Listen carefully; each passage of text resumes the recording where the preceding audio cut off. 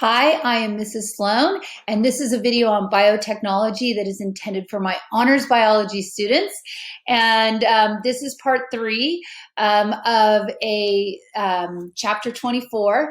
Part 1, that video, if you need to watch it, is on the structure of DNA and its replication. Part 2 is on transcription and translation. This is part 3, biotechnology, where we manipulate that DNA in order to produce products we want. In the descriptor of this video are the notes that my students use. They are 2-column notes. The first column is scaffolding, and I'll help you fill that in. The second column is empty, where you can throw in pictures or images that would help you. So I'm going to go ahead and make myself a little bit smaller here and get in presentation mode. Get rid of this. Yay, here we go, and get a pointer. All right, so on the notes, this would be part 3, and my honors bio students, I gave you a new set of notes for that in Google Classroom. So let's take a look right here. So here we have this glowing rodent, glowing green, and you're like, oh, biotech. And when you look at this, you're like, really? Is this what we're just trying to do, is make a bunch of glowing green rodents? No. What this shows you is that you can take a gene for glowing green, could be isolated from a jellyfish, and you can insert it into every single cell of this multicellular mammal. And that's huge, because the glowing green is just easy way to see that that gene got into every single cell. But maybe you want to put a corrective gene in there if there was a disease, and this just shows that we can do that. So where did we start? Okay, at the beginning of chapter, at least for us currently, is chapter 24. We talked about in part 1 about DNA replication, the structure of DNA and how you make more of that. So on your notes, it says DNA replication, and it's DNA to DNA. Okay, replication is DNA to DNA.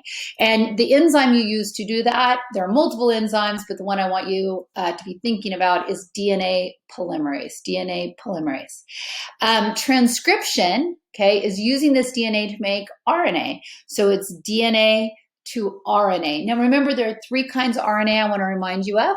mRNA is messenger RNA, and this is taking the genes that you're going to express, the exons, right, and getting an mRNA version of those genes.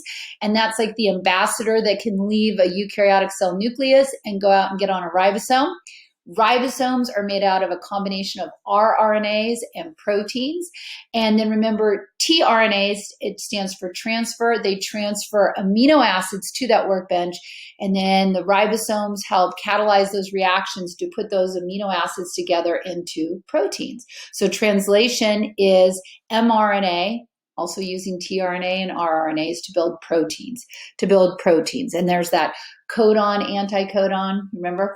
Okay, so that's your central dogma. To give you an analogy for that, I want us to think of DNA as like a cookbook that's in your cupboard, in your kitchen, and that cupboard could be like the nucleus, right? So you need to be able to access that recipe. Maybe you're going to make a copy of that recipe to take to a friend. So you open up your DNA cookbook, and this recipe card you fill out, that's like your mRNA. That one recipe is your mRNA. And then what you're going to do is you're going to go to the workbench, your kitchen counter, and put together this pie, protein pie here, that's made out of amino acids. And what you're doing in biotechnology is you're changing the cookbook. Okay, by altering the cookbook, you alter the recipes that come out of there, and ultimately the pies that you can build. All right, so that would be your analogy for that. So DNA technology, manipulating DNA to serve a purpose, manipulating DNA to serve a purpose. And one of the things you hear about is cloning. So I know I tried to make a creepy picture of little cloned babies and the word cloning, cloned. But what this means is the production of genetically identical copies of DNA, cells, or organisms through some asexual means, So in your notes, you need to fill in that yellow part there, to genetically identical copies of DNA. and then you already have the rest. Now, cloning happens all the time, right? When you make more skin cells, those are clone cells, right? That's a clone. Other clones, I just wanted to show you, bacterial. These are, when you see a single dot right there, that came from one bacterium that could survive and reproduce on that plate. And then those are all its clones that if you have enough of them all piled up, you can see them. You can clone plants, right? You could cut up a potato, and as long as each piece of that potato had a little eye in it, then you could grow up clones of that original potato plant. Strawberry plants could run along the side. You could put on these runners dirt, and another strawberry plant would grow up. Identical twins, right, would be clones. But when we talk about cloning, yeah, you could talk about Star Wars, the production of many identical copies of a single gene. And then the key thing here too is, if you have, imagine these, instead of being stormtroopers, being bacteria, and they all have the same DNA in them now, whatever products they can make, you can then harvest that product for our purposes. For instance, insulin used to be taken out of different animals' bloods, like horse blood, in order to get insulin shot for diabetes.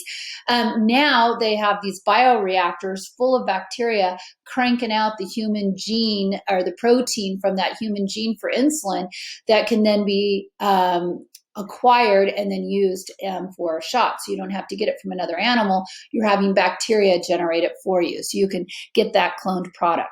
So on your notes, the cloning of a gene, the production of genetically identical copies of DNA, cells or organisms, you have that. So, sorry. I already gave you that. So 2 procedures we want to use. We want to talk about recombinant DNA technology. That's your next box there in your notes. And the polymerase chain reaction. And there's several things associated with that. So we'll start with the first one. Now, maybe we will. Okay. In class, I'm going to show you a little video right here about the first genetically engineered organism that got sold on the market as a pet, this glowfish.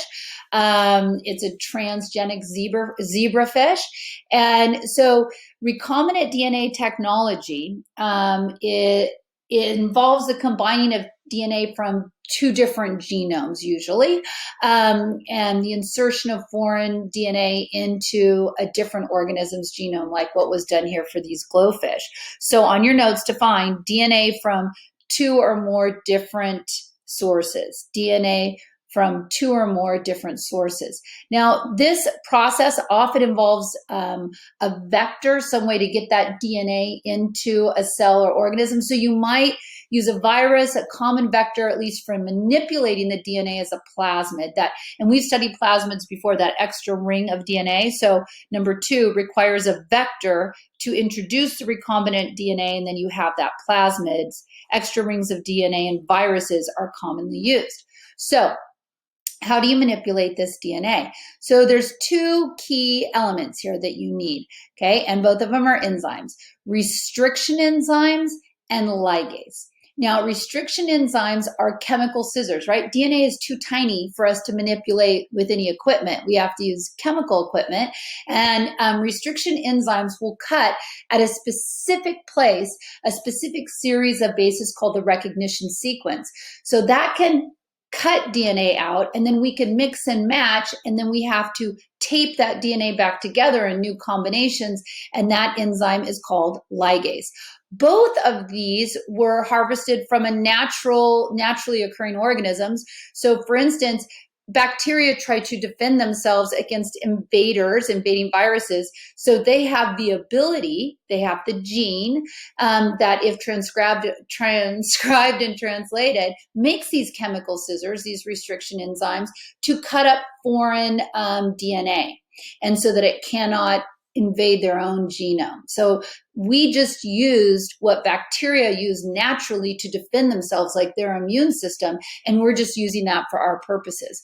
Ligase is, we use ligase when we do DNA replication. We've talked about this, but the one that's commonly used in genetic engineering is T4 ligase, and that comes from a bacteriophage, a virus that infects bacteria.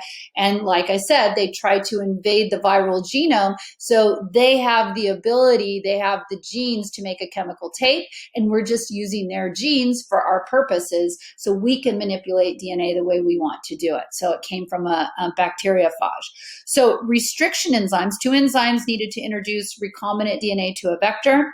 Restriction enzyme cut DNA at a specific series of bases called a recognition sequence. So here, again with the analogy of the scissors, so here's a recognition sequence and a restriction enzyme. Literally, there are catalogs, and you can pick out the restriction enzyme that you would like to use based on what DNA you're trying to cut up, because it will recognize this specific pattern. Now, it could cut a blunt cut. Like a blunt cut would be like if I just took scissors and went and chopped, that would be a blunt cut.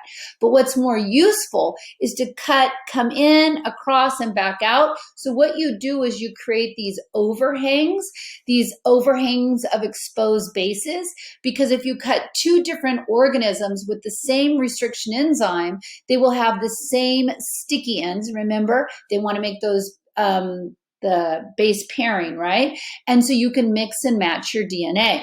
So restriction enzymes, 1, cuts DNA at a specific sequence of bases called the recognition sequence. 2, can create a blunt cut or one with overhangs called sticky ends. They're sticky because they want to form a hydrogen bond.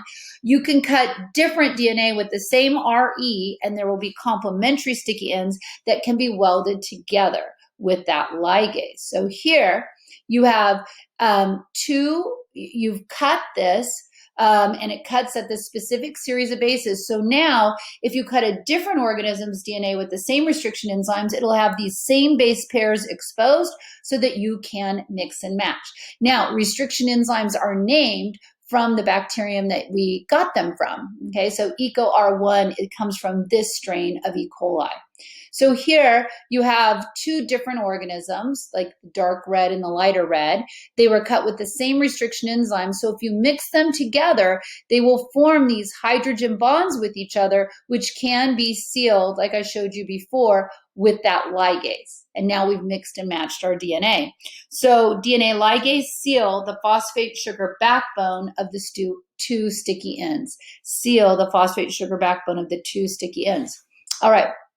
Next, here you can see DNA cut by a restriction enzyme. Here's a vector, plasmid. You cut it open with the same restriction enzyme, mix them together, seal it together with tape. You've now spliced this gene into this plasmid. You can force bacteria to take the plasmid in through, obviously, different situations there to make it do that, but it'll take the plasmid in. Now, every time this bacterium is in an environment where it will replicate itself, these are the clones we talked about, right? Now we have clones of this. You can see this plasmid is in every bacterium from that parent bacterium. And now it will start to make that product and secrete it into its environment, or you can lyse these cells to get the product that this gene is coding for. Now, they have done this not just with bacteria, but with plants and animals as well. So for instance, here's a gene, okay, that codes for a protein that will make an insecticide. So you take plasmids, you cut them with the same restriction enzyme that you're cutting this gene out with, then ligase seals them up. You have these plasmids go into embryonic plant cells. Then these plant cells grow up to be corn, and now all of these corn plants can make their own insecticide. So instead of having to spray the insecticide across a crop and it gets into our water, etc., it's now here in the plant. Now, you might go, it's going to kill an insect, it might kill me. Now, coffee is poisonous to insects, but it's not poisonous to us. So what's poison to one is not poison to another. So obviously you have to put in the right genes that are not going to harm us. And we'll talk about genetically modified organisms in a little bit. All right. Next, the polymerase chain reaction, the second one I wanted to talk to you about. Let's say you only had a small sample at a crime scene, blood splatter, tissue underneath fingernails, and you needed more DNA because you wanted to test that and see if this particular suspect committed this crime. So this amplifying of this DNA, this is called the polymerase chain reaction. And there is a machine called a thermocycler, which basically can force DNA to replicate itself. So to have multiple millions and millions of copies of a small sample of DNA. So number one, underneath polymerase chain reaction, it is like a DNA photocopy machine, So what happens? First of all, obviously, the DNA is much smaller than what is drawn here, and you would have, multiple copies of this. But you heat the DNA up. When you heat it, this causes the unwinding and the unzipping, where we have talked about in class about helicase doing that. You're basically having temperature, the increased temperature do that. And then you cool it back down after you have denatured it and it's now in single strands. And then as long as you have the nucleotides available and an enzyme to a DNA polymerase to generate the complementary copies, you can just repeat that process over and over again. Now, I mentioned this heating because that's the first thing we need to address. So on your notes underneath PCR, heat to denature DNA, make it single-stranded, okay? And then I gave you the next part, add in primers and bases.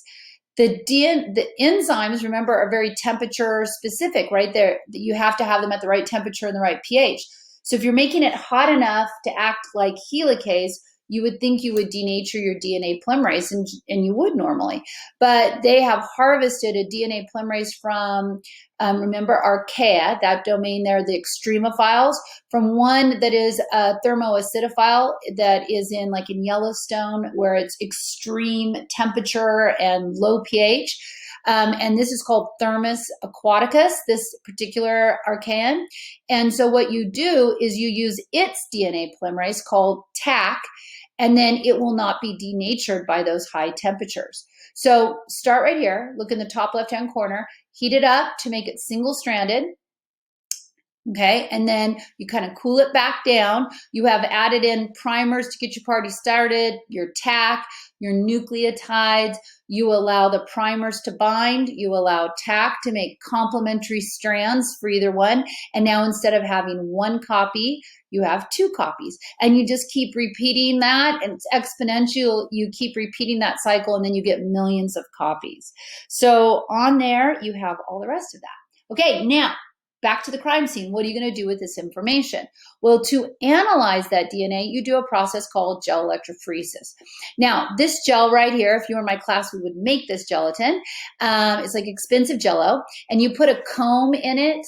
Think about comb like you'd comb your hair. It creates little divots, little holes in the gelatin, and it doesn't go all the way through. It just makes a little divot in it. And what you use a micropipetter to load samples of DNA in these well holes. This gel is actually submerged underneath the fluid. So you have to go through the fluid and then into the well holes. DNA, when it is cut, okay, so you would cut up the DNA with some restriction enzymes, and you put the DNA in, and then you turn on an electric current. DNA is negatively charged. And so if you put a positive charge on the far side and a negative charge here that will repel it, the DNA will move through the gelatin. And it's like a forest, a thick forest. The smaller pieces can move through the gelatin more readily than larger pieces. So what you do is you use gel electrophoresis to sort DNA according to its size. So next, underneath gel electrophoresis, add DNA to a gel, pass a current through the gel. DNA will, this refill in your notes, sort itself due to size. Smallest is the fastest. Okay, and then you would have to stain this in some way so you could visually see where the DNA is. But here you can see, here's you load your DNA into these well holes right here. You turn on an electric current so the DNA will move through. Okay, and the smallest pieces will move the fastest through the gel. You might have a control here on the side of known pieces. And so this is 1,000 base pairs. And then this one right here is 200 base pairs because it says kilo right here. So I know if it goes in between it, this is 500 base pairs because I'm comparing it to a known. And then I stain it. So the dye is added and I can visually see that banding pattern in the gel. Okay, so this would be something what it would look like. So you can see well holes here. This is a double. Okay, so there's well holes here that they loaded in and the DNA moved from left to right here, and there are well holes here so this is a double comb, and the DNA is moving, and you can see the DNA glowing right there, and then you can compare those banding patterns. If you cut up my DNA and you cut up your DNA into fragments, we would have different DNA, so we would have different recognition sequences, and we would have different size pieces of DNA as a result of that. So the banding pattern you would get to represent Winnie Sloan would be very different than the banding pattern to represent you. And that's how you get a genetic profile on someone. So for instance, here at a crime scene, this looks kind of gruesome, you could take samples, you could isolate the DNA, you could do PCR to amplify it, use restriction enzymes to cut it up, load it into a gel, turn the current on, and then see if this banding pattern matches who you think the suspect might be for that particular crime. And this is what you call on DNA profiling. So on your notes, you have everything for this for B. Okay, so just look at your notes on that and I'll keep explaining. So here you can see 3 different test tubes. The DNA is in there, which you wouldn't be able to see it, right? So you're just adding in your enzymes. You can see where the cuts are going to be due to different locations of recognition sequences. And hopefully you can see here, if you compare these 3 individuals, who's going to have the same size DNA fragment. And hopefully you can see number 2 and number 3. It's cutting in the same place. Therefore, when you load this DNA into a gel and it starts moving, you're going to see the same banding pattern in the gel. All right, so let's take a look at this. The FBI uses 13 stirs. I think I put this in your notes. Yes, 13 stirs specifically. And these are very unique repeating units, and they're unique to an individual. And so this individual on their homologous pair of chromosomes, remember you get one from mom, one from dad. They're the same size, same shape, and code for the same characteristics. The crime scene evidence on this one stir, they had 12 repeats. And on their other chromosome, they had 16 repeats. Suspect A, he had the same amount of repeats for each of his chromosomes. Suspect B, he had 12 repeats and 16 repeats. So when you compare the gel electrophoresis, you can see suspect B matches the crime scene evidence because he would be unique. And you wouldn't compare just one of these, you would compare 13 different ones that are very unique to ensure that that is one and the same individual. And that, I believe, I gave you everything on your notes for DNA fingerprinting for that. And again, that last picture actually has a mistake in it, and we'll talk about it in class, see if you can find it. And it's an oversimplification. This would be more along the lines of what you would be looking for. Okay, and here the FBI CODIS, just to show you about the DNA fingerprinting, that stands for CODIS, for Combined DNA Index System, and for nuclear DNA as opposed to mitochondrial DNA, right, utilizes these 13 highly variable tetramer or stir sites, okay, single tandem repeat sites. All right, good. I think that's good. So what other applications could we have with this? You could look at paternity tests, compatibility tests like genetics. You could look at genetic fingerprinting, like we said, for law enforcement. You could look at ancestry tests. You can already do that with your dog or with yourself. You can look at genetic disease for risk. And then here's ultimately where it's going to go, folks, is personalized medicine, right? What medicine works best for you may not be what works for me. And if we have your genetic profile, then they can customize what medicine would be most effective for you. So under other PCR applications, detect viruses, cancer, crime connections, you have all of that. Number 4, that you don't ID of victims, etc. Number 4 is evolutionary relationships. All right, perfect. Moving on. Now that we know how, let's see what is getting done, right? Now that we've discussed the how. So biotechnology uses natural, that's the word you need in your notes, biological systems to create a product or achieve a goal. And one example here is this transgenic cat. He only costs, or she, $35,950.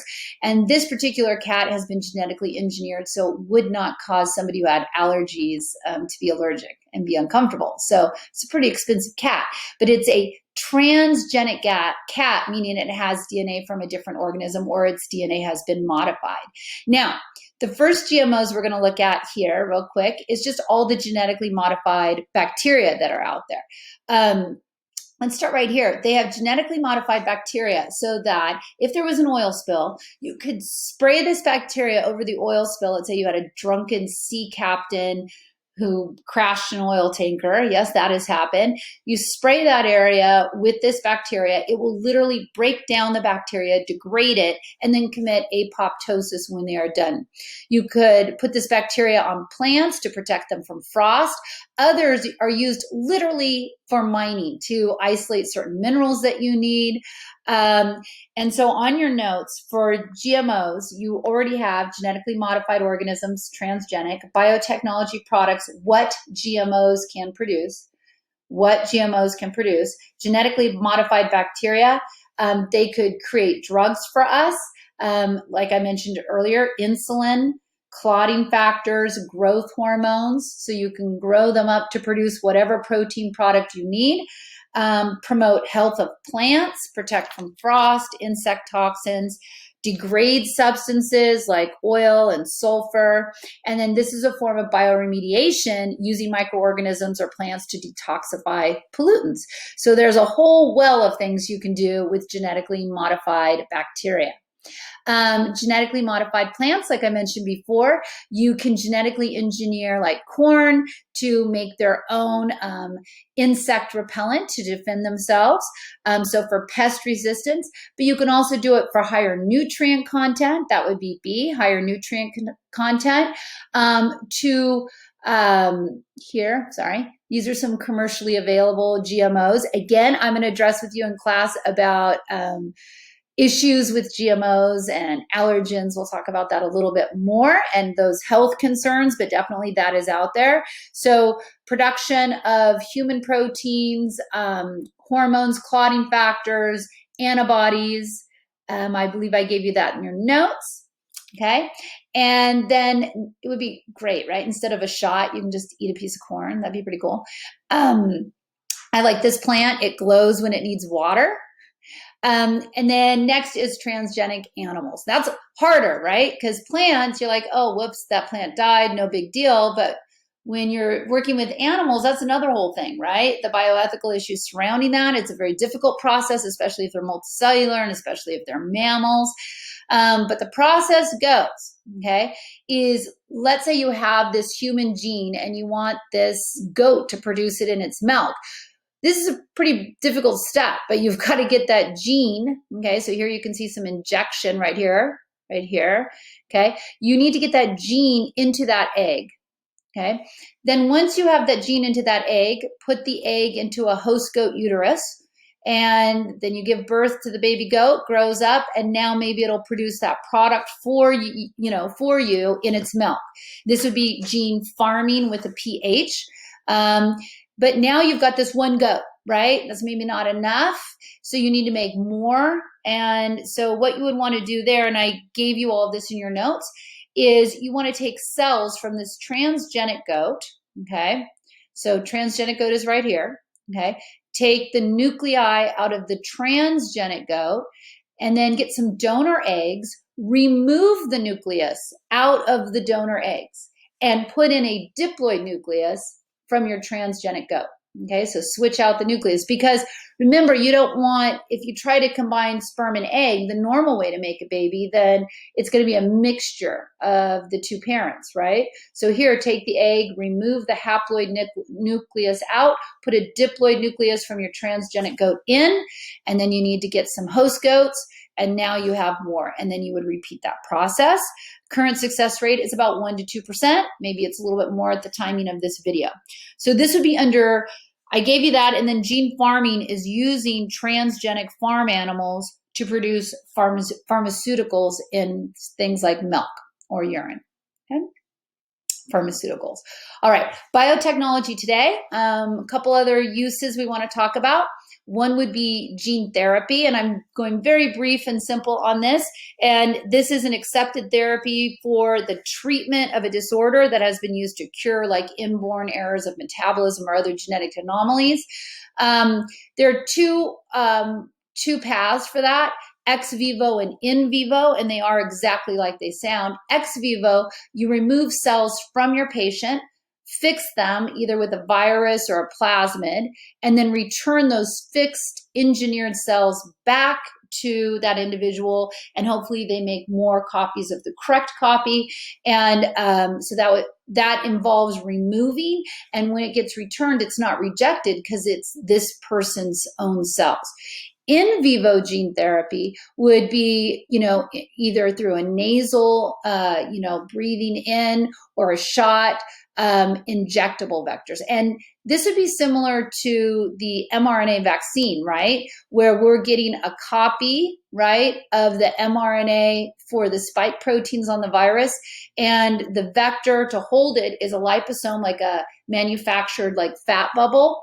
And then it would go into our cells and we would start making the spike proteins, not the viral genome that makes you sick, just the protein spikes it has on the outside to help your immune system to learn. So in a way, that would be a form of in vivo gene therapy, but we're using it as a shot to protect us from COVID. And we'll talk more about viruses later. All right, so ex vivo, the word you're needing there is removed from the body and then returned. In vivo is the gene is directly delivered into the body. And use genetically modified viruses as a vector, okay, as a vector. Good. All right, next, genome mapping, okay? So this is looking at the structure, function, evolution, and mapping of your genomes. And, when it was like 1989, when the human genome started to try to get mapped, and the technologies have gotten so much faster and better and more cost efficient that they're able to do that now.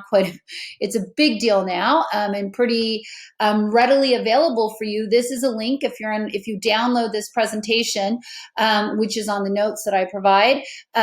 This is a link right here that will take you to the U.S. National Library of Medicine, and these are all the different organisms that are already mapped out for you.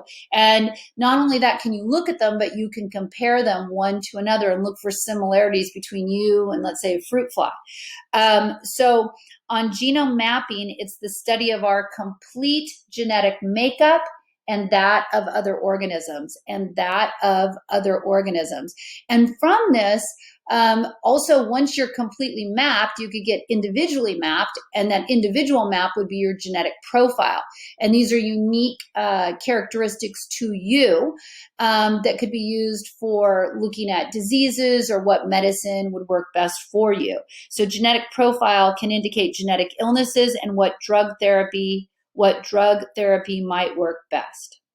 Okay, and then comparative genomics, I know it's a lot. Comparative genomics, let's look at all the different things we can compare. Look at what's getting done here. Common features of different organisms, right? Like a human, a mouse, a frog, a fish, maybe that's a shark.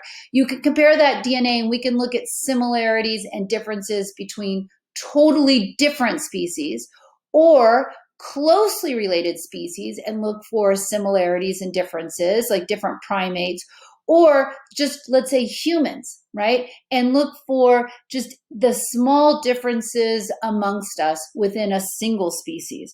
So that would be comparative genomics. AIM is to compare the human genome to the genotype of other organisms used for testing, studying changes, and evolutionary relationships.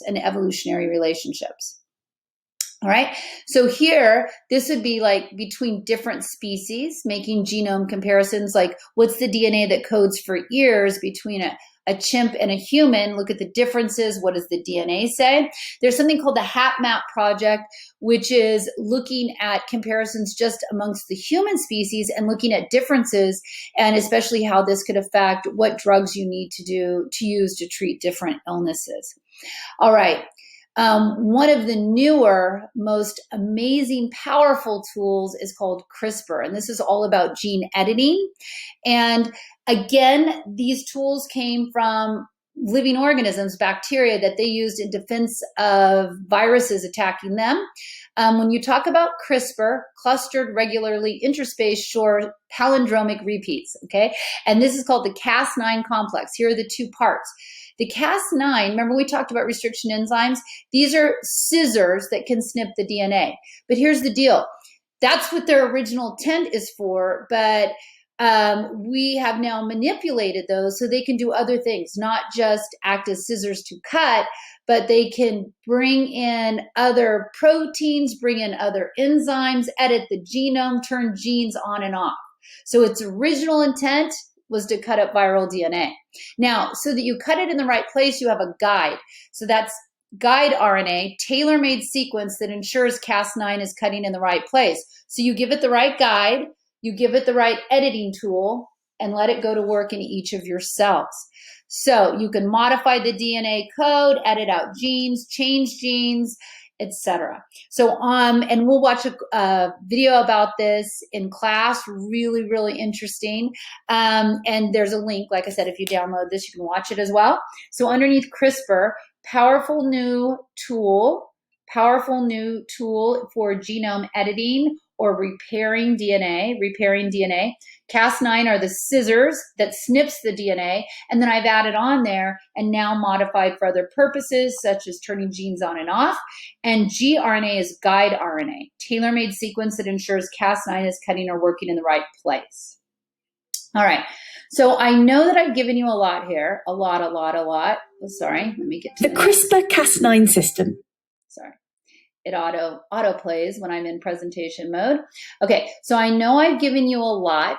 So here is a summary for you to look at some of the different practical applications and pick one that's interesting to you, right? Diagnosis of disease, RFLP, that stands for restriction fragment length polymorphisms, which basically when I mentioned your DNA would cut into different fragments than my DNA because we're two different individuals, and you can use PCR to amplify that DNA.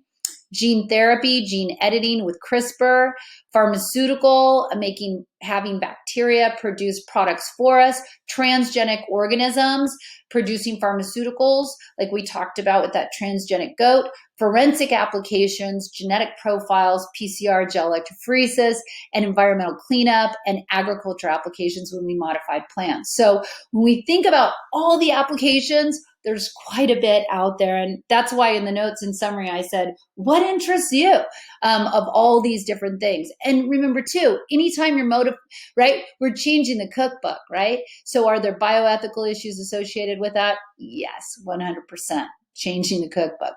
All right. And in class, we will watch a video on that. And then this is for my students. Normally we would do the AMGEN Biotech experience where we would genetically modify an organism and spend a little over 2 to 3 weeks on this. So I just wanted to show you the main parts. You would have it for your notes. So you can see the different labs. So in essence, what you're doing is you're cutting 2 plasmids, you're mixing those plasmids up and ligate and sealing them. You're checking to make sure you cut and tape through gel electrophoresis.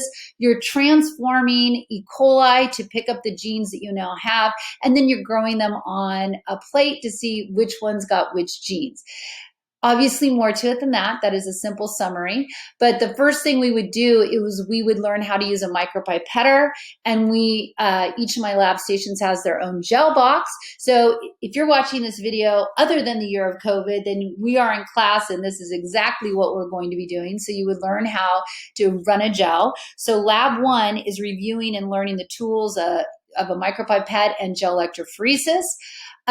Lab 2 is digesting 2 different plasmids, pecan and piara.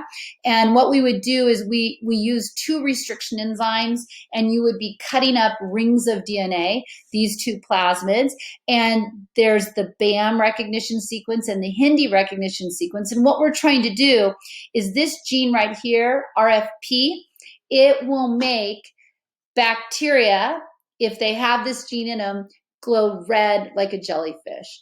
And so what we're trying to do is get this gene from this plasmid over into this other plasmid, because we have a way to turn it on in this plasmid that we can't over here. So digesting is the cutting, using the enzymes to cut both these plasmids. So we would use restriction enzymes there.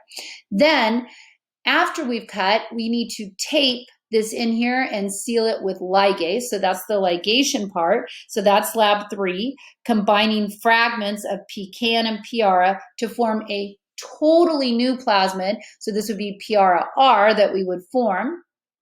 Okay, then what we would do is we'd want to verify that we cut and taped and modified it. So we do gel electrophoresis to ensure, did we cut the plasmids, did we cut them in the right places, and did we ligate them? And so you would load your DNA into, and controls and variables into a gel, and you would run that gel in class in real time. So that's gel electrophoresis, verification of digestion and ligation. And then this is like one of my students' gels, and you would look at these banding patterns. And if we were, once we go into the details, if we're actually doing this lab, if you're in my class and we can actually do labs again, we would understand the significance of each of these banding patterns. All right, and then the next step is transformation and plating out, where the new plasmids that you form, you would force bacteria to take them in so that they could then express that trait. So transformation is getting the PRR into bacteria to display traits in their phenotype, and then those that could display that trait, they would glow red, and so you can see, and then this is a close-up. These bacteria, you would have control plates that you didn't give plasmids to, and so you could compare and contrast that only those that had the right plasmid could glow red. And so you could see that you too can be a genetic engineer. All right, so that's the end. I hope you learned something new, and if you're one of my students, I'll see you in class.